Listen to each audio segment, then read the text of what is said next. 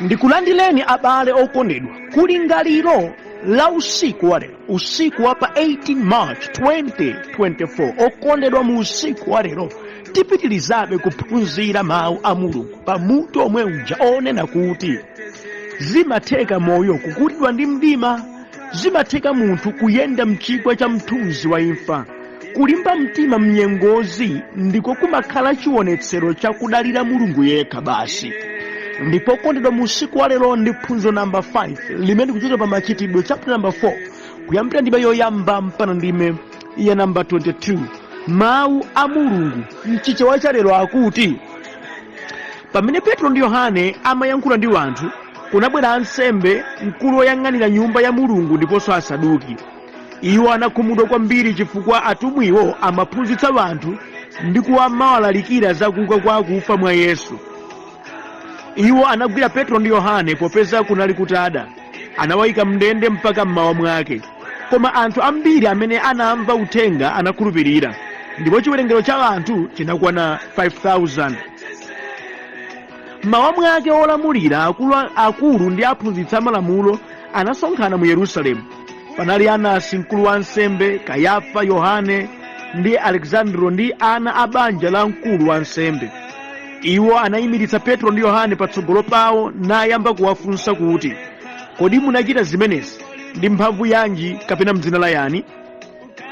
Petro, wodzazidwa ndi Mzimu Woyera, anawawuza kuti, inu olamulira ndi akulu, ngati ife tifunsidwa lero chifukwa cha ntchito yabwino imene yachitika pa munthu olumala miyendo ndi mmene iye anachiritsidwira, tsono dziwani izi inu ndi aliyense mu Israeli: munthuyu akuyima pamaso panu wochiritsidwa kwathunthu ndi chifukwa cha dzina la Yesu Khristu wa ku Nazareti, amene munampachika koma Mulungu anamuukitsa kwa akufa.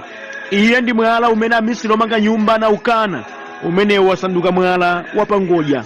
Chipulumutso sichipezeka mwa wina aliyense, pakuti palibe dzina lina pansi pa thambo limene lapatsidwa kwa anthu limene tiyenera kupulumutsidwa nalo. Ataona kulimba mtima kwa Petro ndi Yohane ndi kuzindikira kuti anali osaphunzira, anthu wamba anadabwa kwambiri, ndipo anazindikira kuti anthuwa anakhala pamodzi ndi Yesu. Koma popeza iwo amamuona munthu amene anachiritsidwa atayima pamodzi ndi iwo, palibe chimene akananena. Chifukwa chache anawalamula kuti atuluke m'bwalo la milandu, ndipo akulu a bwalowo anayamba kukambirana. Iwo anafunsana kuti, kodi anthuwa tichite nawo chiyani? Pakuti aliyense okhala mu Yerusalemu akudziwa kuti achita chodabwitsachi, ndipo ife sitingathe kukana. Koma kuti mbiriyi isapitirire kuwanda pakati pa anthu, ife tiwachenjeze anthu amenewa kuti asayankhulenso kwa wina aliyense m'dzina la Yesu. Pamenepo anawayitananso ndipo anawalamula kuti asayankhule kapena kuphunzitsa konse m'dzina la Yesu.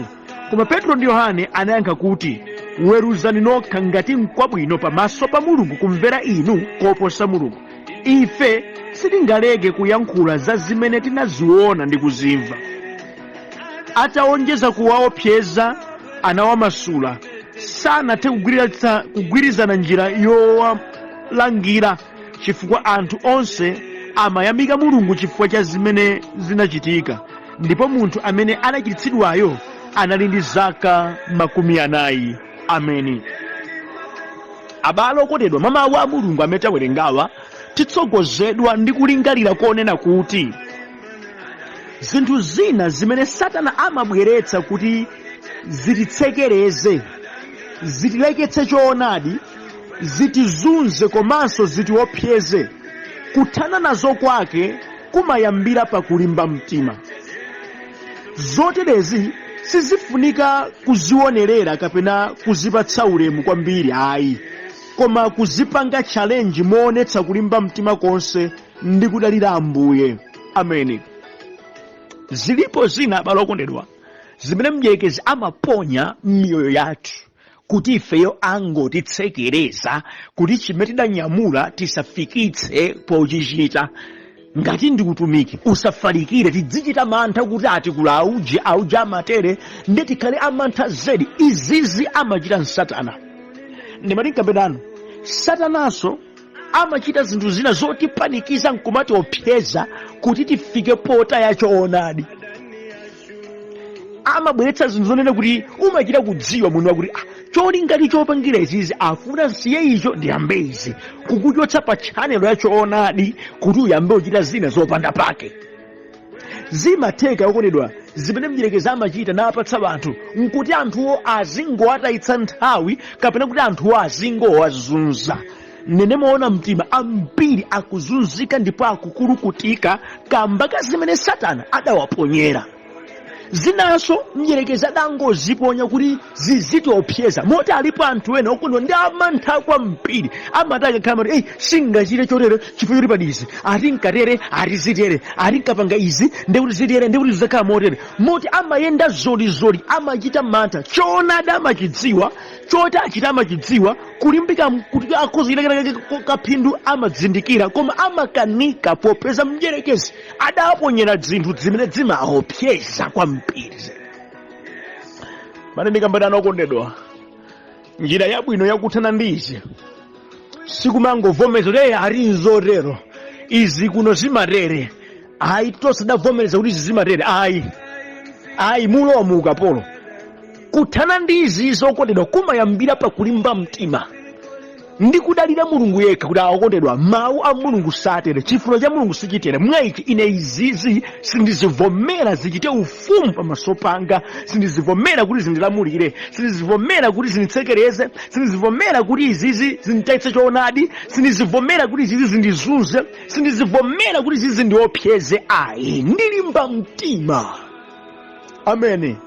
Okondedwa ndimati ndikambedani zoterezi zimafunika kuzipanga challenge, zimafunika kulimbika mtima, zimafunika kuyima jeke, zimafunika osazipatsa mpata, zimafunika kuti mupange raise flag ya Mulungu yekha, musalambire anthu amene Yehova adawathandiza mawu a Mulungu nkuwerenga kwanga adalimba mtima. Chitsanzo Shadrach, Meshach na Abednego adalimba mtima kukana kulambira fano chifukwa mfumu idayika zinthu zoti kuti achite nazo mantha ziwatsekereze pa choonadi, ziwazunze, ziwaopseze, ziwatayitse chilungamo.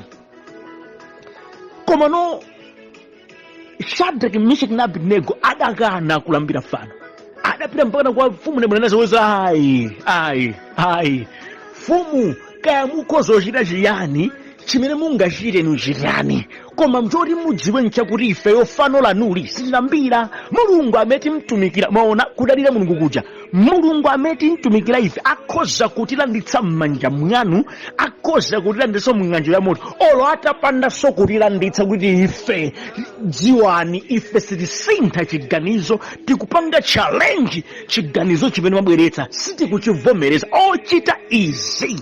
Akuluakulu ndi munthu olimba mtima ndimati ndikambadana okondedwa akhristu sikuti kulolera zopusa kuti zizichitika ndiye kuti ndi uzimu. Ayi kulekerera zinthu zachisawawa zizichitika, kulekerera anthu oyipa adzipondereza anthu, kulekerera za uchimo zizichitika, musaganize ndiye uzimu. Kukhala chete pa chinthu chimene chikulakwika sichoonadi. Ayi sichoonadi. Munafunika muime ndi kuzipanga challenge kuti ayi sizimafunika ziyendecho choonadi chiyende ngati madzi full stop.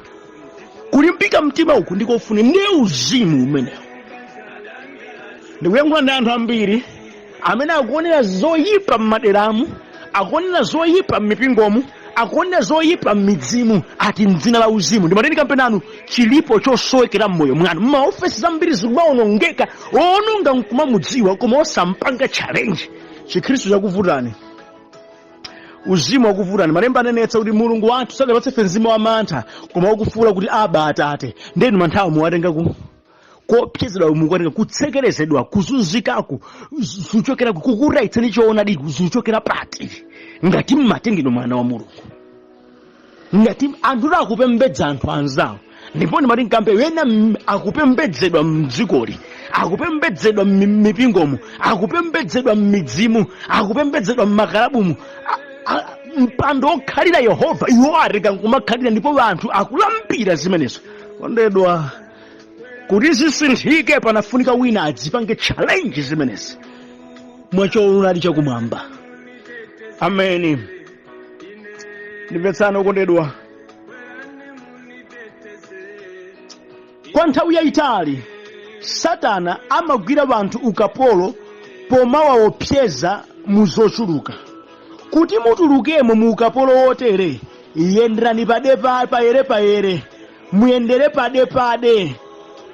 Omudalira akhale Mulungu yekha basi. Pochita izi mchilungamo, woyipayo adzagonjetsedwa. Izizi ndi moyo wa chete sizigwira. Izizi ndi uzimu wozolika pansi sizimayenda. Ndimati ndikambe nanu, pali mavuto pena amene mdierekezi adaponya pakati pa anthu amene kuti muthane nawo, nanunso mulimbe dziwindi, nanunso mulimbe mtima, nanunso mubweze mawu, nanunso muchite chimene chili chifuniro cha Ambuye. Muonetsere kuti ine apa sindikuchoka, choonadi ndi ichi, titsata chomwecho. Kulimbika mtima nkofunika. Muyendere pade okondedwa, muyendere payere, omulambira, ompembedza, ompatsa ulemu, akhale Mulungu yekha basi. Ngwabwino akondwera amene zilibe kanthu wina akhumudwa nazo, zilibe kanthu wina zimuyipira, zilibe kanthu wina sakondwera, koma ngati kumwamba kukukondwera nazo, zichiteni molimba mtima. Chifukwa ndi chili chifuniro cha Mulungu. Chifukwa zina kazobwera ndi gulu, kazobwera ndi anthu otchuka, ndi anthu amalemu awo, zina sizimakhala chilungamo, zimakhala zodzangofuna kudetsa choonadi cha Ambuye, kutsekereza utumiki, kuzunza wanthu ndi kuwachotsa wanthu pa choonadi. Samalani. Mukambiranji abusa zimenezi, mawu a Mulungu amene awerenga akuonetsera zimene ukamba pano pansi. Pa chapter number 3 cha machitidwe a atumwi, Yohana ndi Petro akuchiritsa munthu osayenda waulumali amene anakhala zaka 40. Wachira ameneyi anthu akopeka mtima kuti kuti zikuchitika nchiyani. Iwo ajamba kuwaphutsa mawu a Mulungu. Mpamene tupa akabweratu akuluakulu achipembedzo tsopano, oyang'anira nyumba ya Mulungu ndi asembe ndi asaduki, akamvetsere adapeza kuti achina Petro akuphutsa wanthu zakuka sokwa akufa mwa Yesu Khristu. Awathira dzingwe, awamanga, kuwaponya mndende. Mmawa awayitana ku mlandu. Kodi mmachita zimene za chifukwa cha dzina la ndani? Mwachiritsa munthu inuyo. Moti cholakwa chathu kuchiritsa munthu, cholakwa chathu nkuwauza wanthu za zimene Yesu adatisiyira.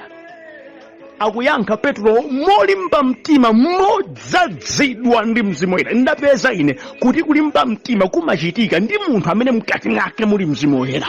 Akuyankha Petro akuti akuluakulu, ndimafuna ndikuwuzeni, ndipo osati nokha mudziwe koma mu Israeli yonse mudziwike, kuti uyu wachira chifukwa cha dzina la Yesu Khristu, amene inu mudamupha, iye uja adaukitsidwa kwa akufa, ali ndi moyo. Ndiye mwala umene amisiri omanga nyumba adaukana, umenewo wasanduka wapangolya.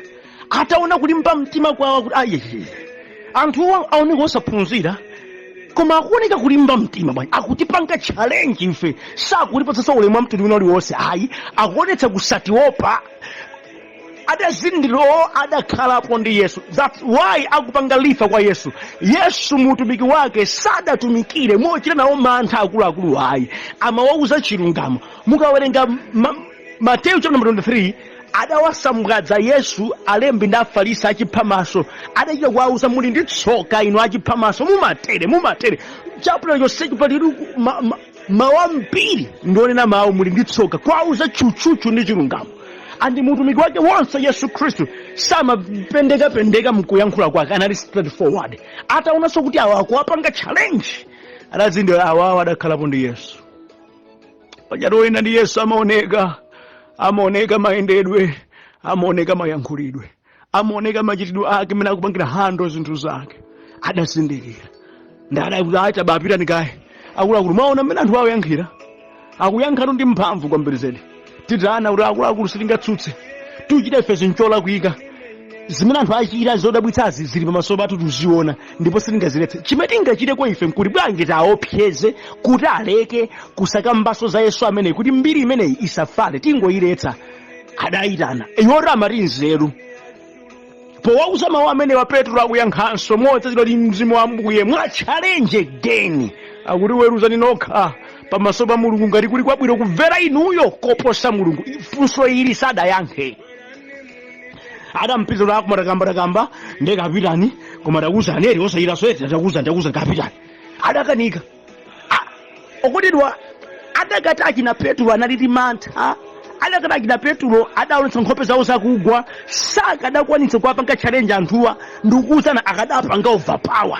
Zinazi mdierekezi akumatipanga overpower ifeyo chifukwa tikudodowala, tikumpatsa mpata, tikumuopa kwambiri. Zofuna kuzipanga challenge, sili kuzipanga challenge. Musiku wa lero ndimafuna kuti mutakasike kuti choyipa china chilichonse chimene mukudziwa ichi sichilungamo, muime nacho njii kusachivomera.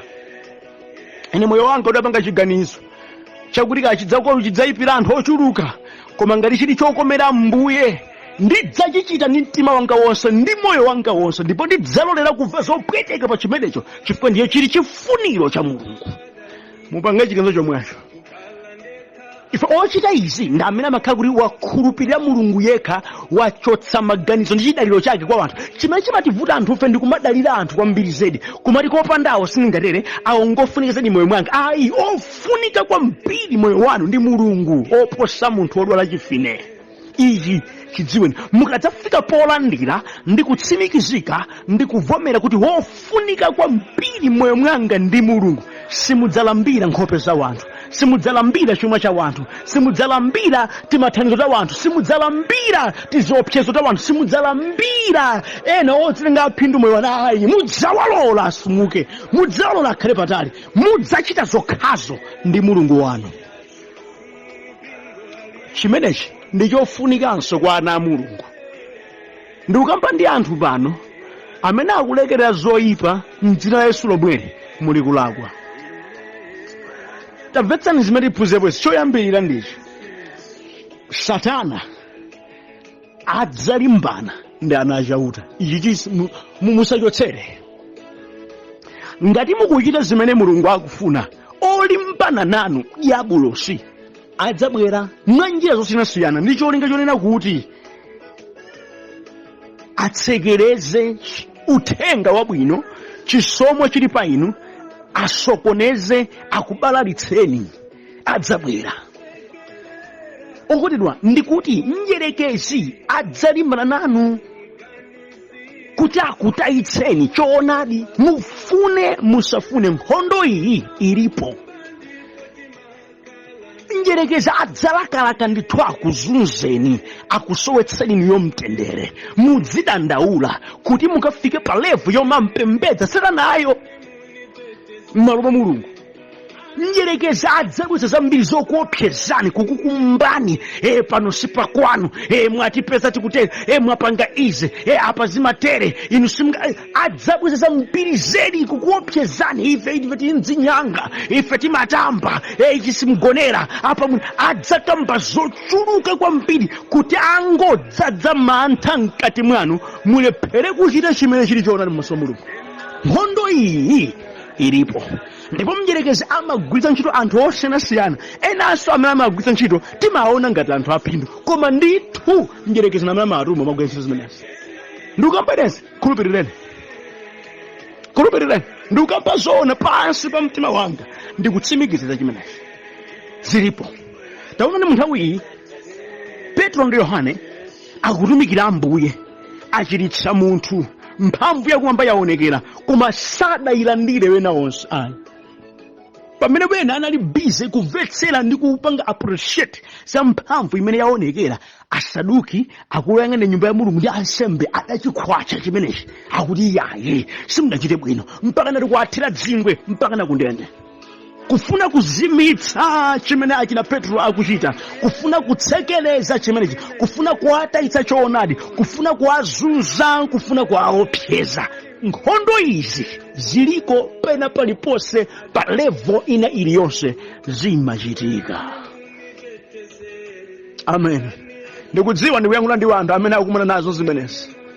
Ndikudziwa ndikuyankhula ndi anthu amene akuyenda mzimenezi. Kuntchito kwawo nkhani ndi yokhayokhayo, mbanja mwawo nkhani ndi yokhayokhayo, kumpingo kwawo nkhani ndi yokhayokhayo, m'mudzi mwa kwawo nkhani ndi yokhayokhayo, kumkalabu kwawo, kuchipani kwawo, nkhani yake ndi imene ndikukamba pano payi, yofuna kungosokoneza. Ndimati ndikambe nanu ndi njira imene Satana wakwanitsa kuzunza atumiki a Mulungu ambiri. mwa njira imene Satana watsekereza zokoma za mbuye za mphatso zochuluka zatsekerezedwa. Mwa njira imene mdierekezi watayitsa choonadi anthu ambiri. Mwa njira imene Satana waopseza ndi kudzadza mantha m'mitima ya anthu ambiri, moti performance yawo simonganso mmene Mulungu adawapatsira. Mphatso zambiri zaponezedwa, ukulu wa Mulungu sudaonekere, kuthekera kwakukulu, ndipo mwatsokanso wena adafa msanga nthawi yawo isudafike. Ndikukamba zinthu zoona. Mukumbuke mmene adafera Yakobo m'bale wake wa Yohane, adaphedwa kumayambira kwathu, ndipo chachikulu kwambiri chotumikira utumiki wake sidaoneke. Akungoyamba utumiki wake adaphedwa. Ndi mmene mdierekezi amachitira, amazunza ndi kuopseza wanthu kwambiri. Andizimachitika izi chimuchitani ndikati kuchivomereza.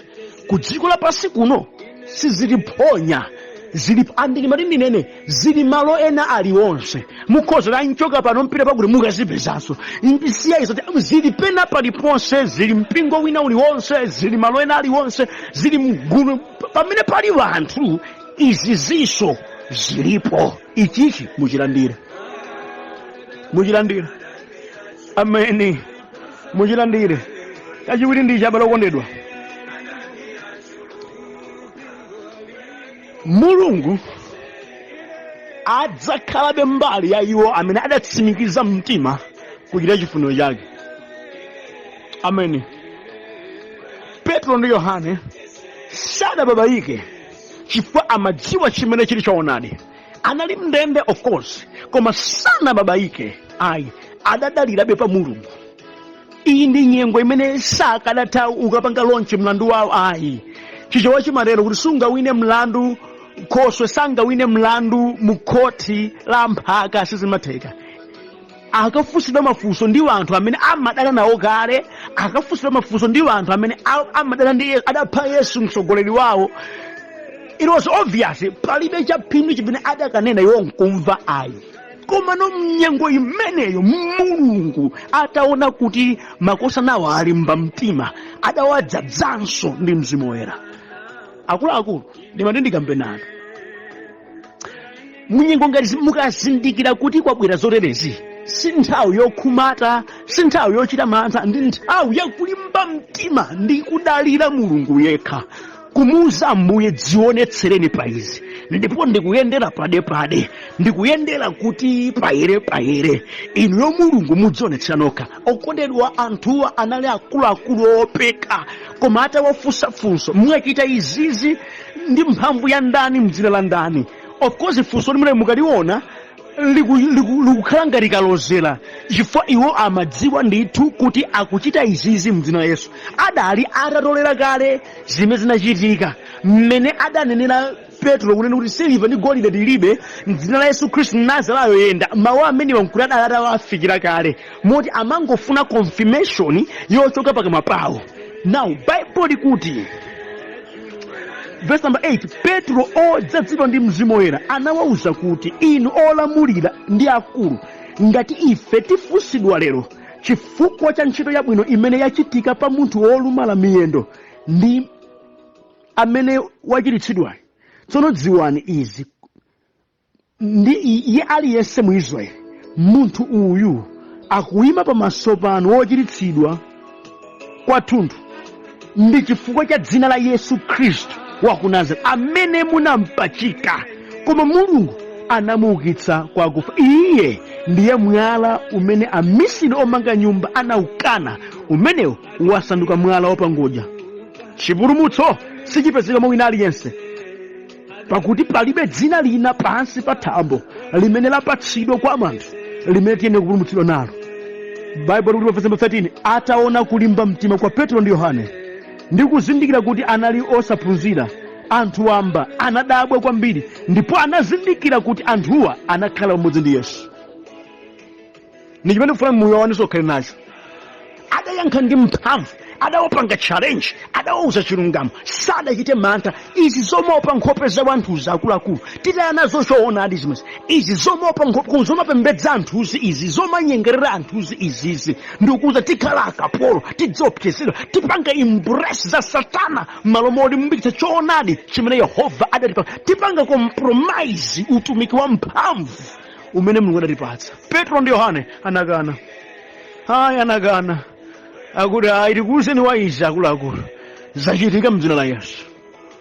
Ndipo adayankha ndi kulimba mtima. Andidi kulimba mtima kumeneko kudagwedeza mitima ya akuluakulu amenewo mpaka kuzindikira kuti akuluakuluwa adakhalapo ndi Yesu, chifukwa Yesu samachita utumiki wake mwa mantha. Tsono ine mati inu ndinotsatira Yesuyo, komano mantha amene achokera pati? Inu mati mutsatira Yesu ameneyi, komano bwanji mukuleka zoyipa? Inuyo muri mutsatira Yesu ameneyi, bwanji mukukanika kulimba mtima? Poti Yesu anuyo mukumutsatayo anali olimba mtima. Taonani machitachita amene Petro ndi Yohane adachita apa, adapangitsa kuti anthu akazindikire za Khristu Yesu. Inu mutani machitachita amene mukuchitawo, kodi anthu akhoza kuzindikiranso kuti mukulimba mtima monga Yesu anu amachitira utumiki wake molimba mtima? Kotedwa bwanji tenga ukhale mangolomera kwa inu kuti mukhale anthu akulimbika mtima, anthu akuima pa choonadi, anthu amene simudzasekerera choyipa chilichonse. Amen. Yehova amakhala ndi iwo olimbika mtima, ndipo Yehova amadodometsa dziko lapansi mukalimba mtima. Zoonadi mukalimba mtima mudzauona ulemerero. Kanthu kotsiza okondedwa, atawatulutsa nakambitsana yankho osalipeza akuti abwerenso kwaopseza, adakana. Ndimatendekambirana ndikutsiriza kunena kuti kanani koopsezedwa. Musamapange zinthu okondedwa pofuna kusangalatsa dziko, koma musangalatse Mulungu amene adakutumani. Kanani koopsezedwa. Petro ndi Yohane anakana koopsezedwa, akuti weruzani chokoma nchiti, weruzani nokha ngati nkwabwino pamaso pa Mulungu kumvera inu koposa Mulungu. Adawaphaphalitsa nalo funso limene, weruzani nokha. Pope ndipo akupitsa kuti ife sitingaleke kuyankhula za zimene tinaziona ndi kuzimva, sitingasiye. Kunena kwina mulibe mphamvu inuyo yakuti khazika chete pa chimene ife tikudziwa. Inu ndimati ndikambenano mukamachita zinthu zakumwamba muzoti mukuzidziwa zinzoona, andziwa ndine ooneka anzeru amafuna kuti adzibwera namvuti ayi tsono mukatere muzilere apapa mwafika apa ndi murere apa murere. Ndazionapo moyo mwanga zimenezi. Okonda mukane chikanire. Sindingasiye kuchita zimene ndinapeza ndi thandizo, sindingasiye kuchita zimene ndikudziwa zasunga moyo wanga, sindingaleke kuchita zimenezo ayi.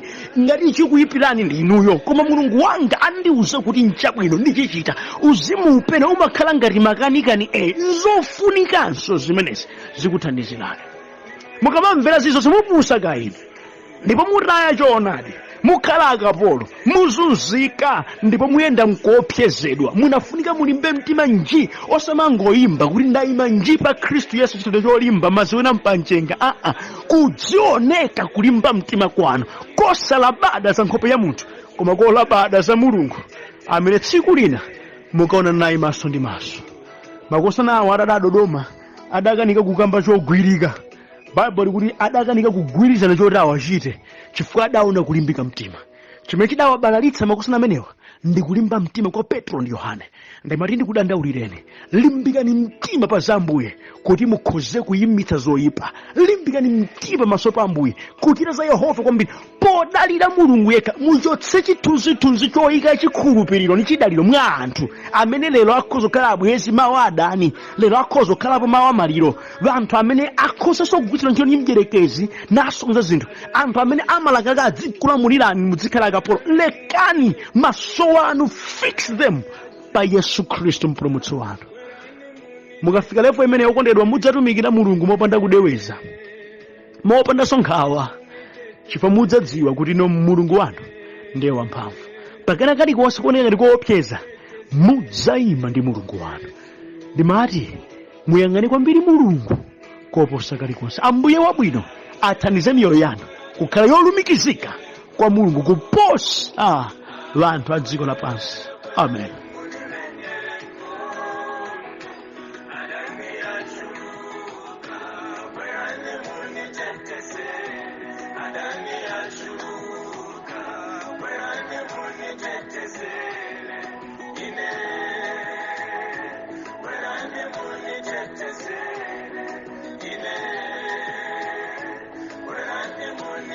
Sese.